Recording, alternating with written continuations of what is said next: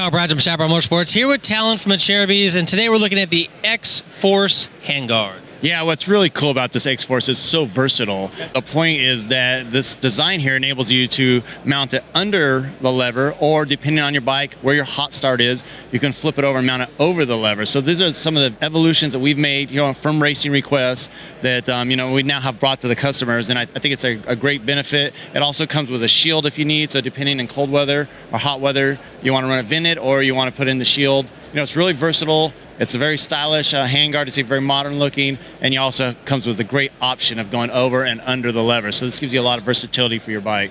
So if you're looking for an inexpensive handguard that's going to give you roost protection and protectors for the elements when need be, this x-forse from Acerbis is a great option for you. If you haven't already, hit that subscribe button and notification bell so you can be part of the notification squad. I'm Kyle from Chaparral Motorsports. This is Talon. Until next time, take care and ride safe.